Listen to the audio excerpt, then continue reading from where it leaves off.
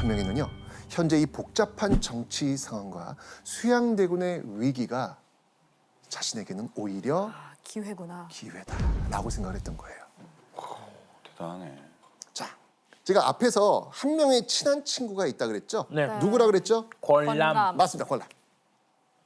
근데 마침 이 권람이 수양대군과 인연이 있었던 거예요. 아, 되게 기가 막히게 딱딱 좀 맞아 떨어지네요. 희한하네. 자, 여러분이 한명희 여러분 어떻게 하시겠습니까? 콘라한테 부탁해야죠. 그렇죠. 맞습니다. 한명희는요, 권람에게 저기 그 수양대군을 좀 소개 좀 해주면 어떨까라고 부탁을 한 거예요. 그것도 대단한데. 그러니까요. 그것도 대단한데요. 그러니까요. 예. 결국 이 소식을 들은 수양대군이 한명회에게 만남을 제안한 겁니다. 맞나요? 자, 두 사람이 처음 만난 날, 한명회를 본 수양대군의 반응 어땠을까요? 오. 자, 이 수양대군은요, 한명회의 손을 덥석 잡고요. 아이, 어찌 이제야 만났단 말인가. 진짜요? 네. 진짜? 네, 이렇게 말하면서 아주 첫 만남부터 친근하게 대합니다. 진짜. 이게 어떻게 가능했을까? 사실 이미 수양대군은요, 아까 그 한명의 친구 누구라 그랬죠? 권람. 이 권람으로부터 한명회에 대한 이야기를 들은 상태였습니다. 이 권람은요, 한명회가 어렸을 때부터 기계가 범상치 않았고 특히 일을 처리한 능력이 뛰어난 친구라면서 수양대군에게 한명회를 적극적으로 추천했거든요. 당연히 수양대군은요, 한명회를 믿었고요. 한명회를 보자 이런 말을 넌지시합니다. 내 형제가 외롭고 약하니 어찌해야 하겠소? 한마디로 지금 조정의 견제를 받아 자신의 처지가 약한데 이를 어찌하면 좋을지 한명회에게 계책을 물은 겁니다. 종실의 후손으로서 사직을 위하여 난적을 토벌하는 것인 만큼 명분이 바르고 말이 순하니 절대 성공하지 못할 리가 없습니다. 무슨 뜻인지 느낌 오세요? 아. 네네. 네. 조나단 어떤 느낌이 와요? 딱? 왕의 후손인 만큼 뭔가 이 일을 위하여 난적 김종서를 토벌하는 게 명분이 바르고 괜찮으니까 절대 실패할 리가 없습니다. 오, 박수 한번 주세요. 오, 나단. 오, 맞습니다. 이 수양대군이 왕실의 후손으로서 나라를 위해 도적 무리를 토벌하는 건 명분이 바른 일이니 거사를 일으킨다면 절대 성공하지 못할 리가 없다. 무조건 성공한다. 라고 말하는 거였습니다. 생각해 보세요. 사실 한명의 입장에서 봤을 때 수양대군 앞에서 거사를 논하는 거 이건 굉장한 위험한 일이었습니다. 만약 수양대군이 한명의 말을 받아들이지 않을 경우 잘못하면 역모의 죄로 잡혀갈 수도 있습니다. 아, 그렇죠. 하지만 한명회는요, 자신에게 찾아온 그 절대절명의 기회를 잡기 위해 정말 소신껏 자신이 하고 싶은 말을 다 했던 거죠. 이렇게 조마조마하면서 수양대군의 입만 바라보고 있었던 한명회. 이 한명회에게 수양대군은 이렇게 말합니다. 경은 더 많은 말을 하지 말라. 내가 마음을 정하였다. 정했다 마음을. 그렇죠. 수양대군도 자기 마음을 정하지 못하고 있던 차에 한명회의 이 말 한마디로 거사를 일으킬 결심을 하게 된 겁니다. 교수님, 그러면 이 수양대군이 정말 이 한명의 이 한마디를 듣고 결심을 하게 된 건 맞나요? 그렇다고도 볼 수 있습니다. 전체적으로 보았을 때 역모를 준비한다라고 하는 이런 생각들을 갖고 있지만 이거를 함부로 발산할 수는 없는. 하지만 한명회가 그 상황에서 나 혼자 이렇게 생각하는 것은 아니구나라고 하는 거에 대한 확신을 심어준 것이기도 하고요. 결정적으로 세조를 움직이게 하는 데 있어서 하나의 자극 또는 뭐 명분 이런 것들을 제공해 준 셈이죠. 한밤중에 만난 수양대군과 김종석. 이때 앙숙인 그들 사이에는요, 팽팽한 긴장감이 흐릅니다.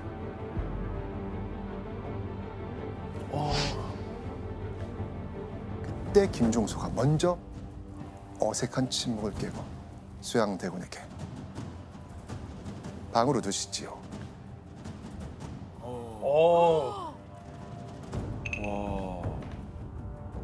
자, 근데 이때 수양대군은요, 방 안으로 들어가지 않고 뜻밖의 부탁을 합니다. 김종서에게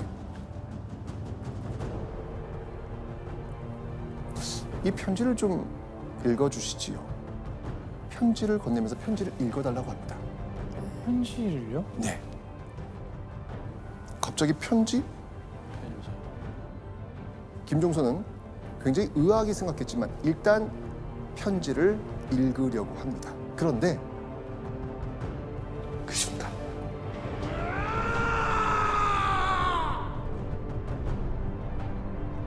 갑자기 팍 하는 소리와 함께 김종서가 쓰러집니다.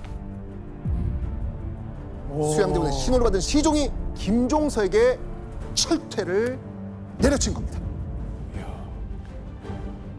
결국 이 일로 수양대군의 거사는 시작된 겁니다.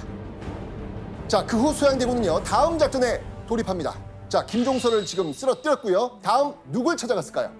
다음에는 단종으로 단종? 바로 그렇죠. 바로 자기의 조카이자 왕인 단종이었습니다. 어린데. 그 어린애를 어떻게 하지? 자, 한밤중 갑자기 자신을 찾아온 삼촌. 수양대군은요, 떨고 있는 단종에게 이렇게 말합니다. 전하, 제가 지금 김종서를 처단하고 오는 길입니다. 갑자기 자신이 가장 믿고 따르는 측근 세력인 김종서를 처단했다? 수양대군은 당황해하는 단종에게 자신이 왜 김종서를 공격했는지 그 이유를 말합니다. 김종서와 안평대군이 작당해서 전하를 죽이려는 역모를 계획하고 있었습니다.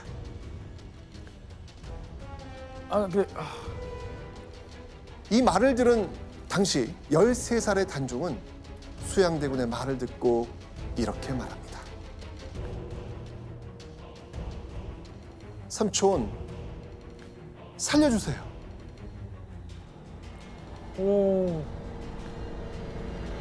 왕인데. 그렇죠. 어리고 힘없는 단종이 수양대군에게 할 수 있는 일은 없었습니다. 자, 그렇다면요, 이 김종서를 처리한 수양대군이 단종을 만나고 있을 때, 이때 수양대군의 책사 한 명에는 무엇을 하고 있었을까요? 한 명에는요, 바로 궁궐에 있었습니다. 그리고 이때 대신들이 한 명씩 도착하기 시작합니다. 수양대군과 한 명에는요, 거짓 왕명으로 신하들을 속이고 고위 관료들을 궁궐로 불러들인 겁니다. 왕이 오래. 갑자기 왕명이라는 소리에 한밤중 입궁한 조정대신들. 그런데 갑자기 자신과 함께 온 하인들은 궁궐에 못 들어온답니다. 이상했지만 어쩌면 신하들은 모두 그 명을 따르게 됩니다. 하인을 냅두고 이제 혼자 들어가게 된 것이죠. 그런데 그때 충격적인 일이 벌어집니다. 쿵! 하는 이 둔탁한 소리와 함께 귀가 찢어질 것 같은 날카로운 비명이 들립니다. 대체 어떻게 된 일일까요? 아까 그거. 영상에서 봤던 그 장면. 한명회가 살생부를 가지고 대신들을 한 명씩 죽여나간 겁니다. 거사를 위해 아주 심혈을 기울여 준비한 핵심 전략. 한 명의 전략은 이랬습니다. 일단 첫 번째 문에 들어오면 하인들의 저항이 있을 수 있으니 하인들을 모두 들어오지 못하게 하고 조정 대신 혼자 문을 통과하게 만듭니다. 그리고 두 번째 문에 들어오면 이름과 얼굴을 확인합니다. 당시 죽여야 할 사람들은 김종서와 안평대군의 편에 선 사람들. 죽여야 할 사람이라면 가차없이 죽여라. 한 명에는요, 이 거사 직전에 최소한의 적은 숫자로 대신들을 은밀하면서도 빠르게 제거할 방법을 생각해냈던 겁니다. 그런데 이 한 명의 이 집요한 계획은 여기서 끝나지 않습니다. 살명부에 올랐지만 사정이 있어서 궁에 오지 못한 사람들 있을 수 있잖아요. 예. 한 명에는요, 그들이 있는 곳으로 군사들을 보내서 찾아가 죽입니다. 찾아갔다고요? 맞습니다. 그러니까 이 살생부는 단순히 제거하려고 하는 그 사람의 명부가 아니고 사전에 그들의 제거 방법까지 완벽하게 계획된 시나리오였던 겁니다. 그 수를 정확히 헤아릴 수는 없지만 기록에는 이날 죽은 이가 수십여 명에 달한다고 합니다. 수십여 명.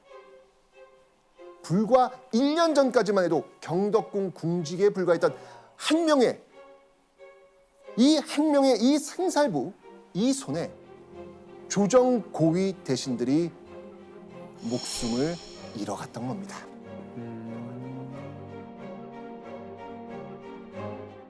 권력을 위해서라면 피도 눈물도 없이 자신의 어린 조카, 그 단종의 자리를 차지한 세조. 이런 세조의 모습을 보고 조정의 일부 신하들은요, 세조를 왕으로 인정하지 않습니다. 오. 여기엔 세조에게 치명적 약점이 있죠. 뭘까요?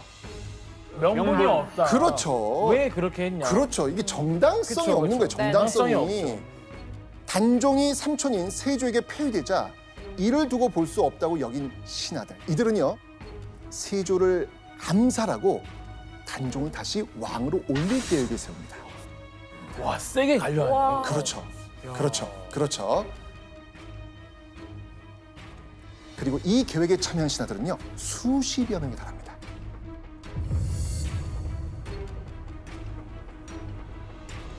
결국 1456년 6월 이들에게 드디어 세조를 없앨 기회가 옵니다. 자, 대체 어떤 일이 있습니까? 세조를 죽일 기회. 바로 그 시작은요, 명나라 사신을 맞이하는 연회장이었습니다. 아, 이 연회장에서 세조를 죽이려는 암살 계획이 세워진 겁니다. 오. 운명의 그날, 세조 암살을 위한 모든 계획은 완벽하게 준비됐습니다.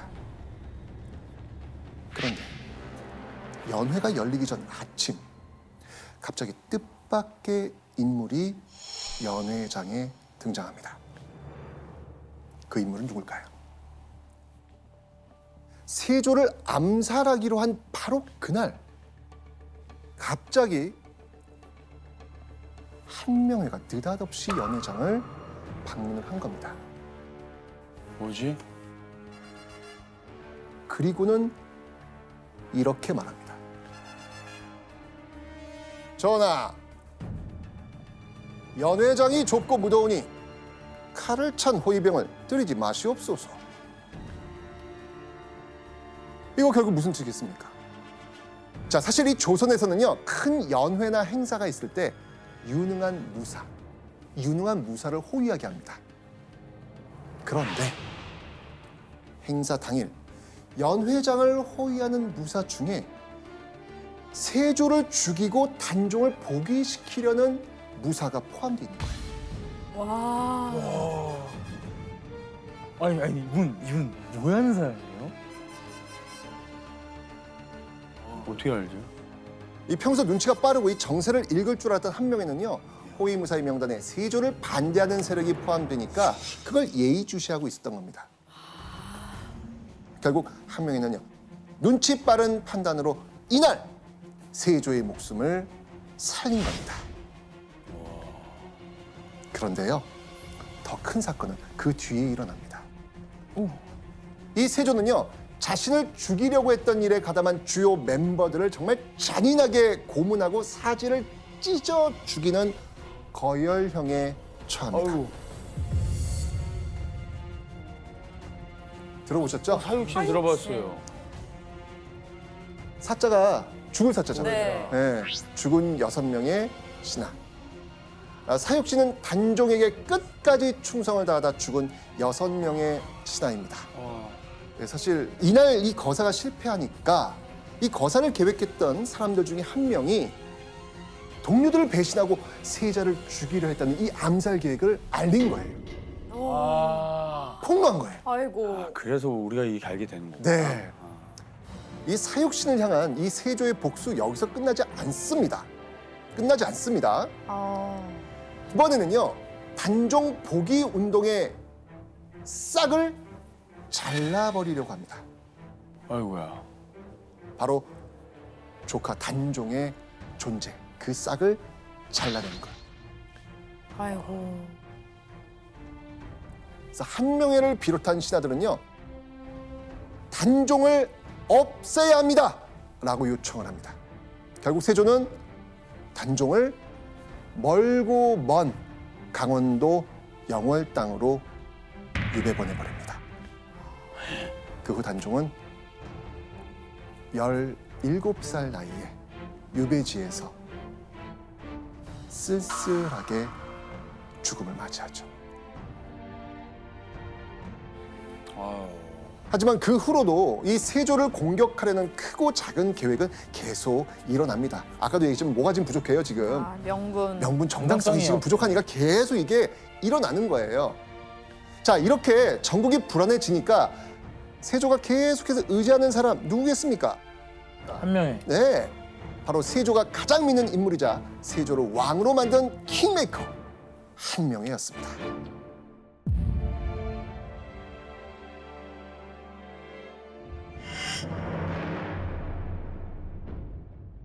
자 이후 세조는요 한명회를 도채찰사로 지방에 파견합니다. 그러면서 이 민심 파악과 함께 지방의 군사와 행정에 대한 장악을 확실히 해나가죠. 한마디로 이 세조는 한명회를 통해 지방의 동태를 파악하고 수령들을 통제하면서 반란을 막으려고 했던 겁니다. 이야. 세조의 신임을 얻은 한명회는 이후요 세조 재위 14년 동안 무려 총 14번에 걸쳐 이 도채찰사로 파견이 됩니다. 자 그러면서 이 세조는요 한명회를 향해 이런 말까지 남겼다고 하죠. 보시죠.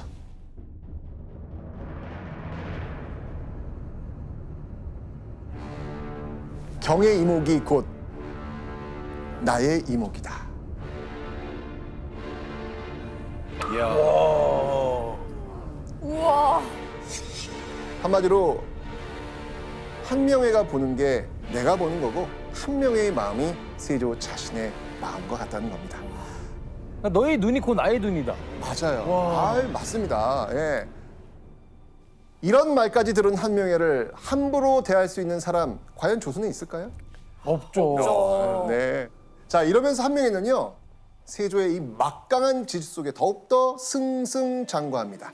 1462년 우의정, 1463년 좌의정, 1466년 마침내 최고 관직, 지금의 국무총리격인 영의정, 영의정마저 오르게 됩니다. 생각해 보세요. 경덕궁 궁직이었던 그가 14년 만에 최고 권력에 올라간 겁니다. 한마디로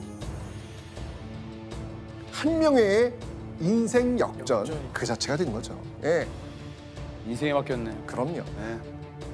당시에는요 이런 말도 있었습니다. 천하가 한명회의 손 안에 있다.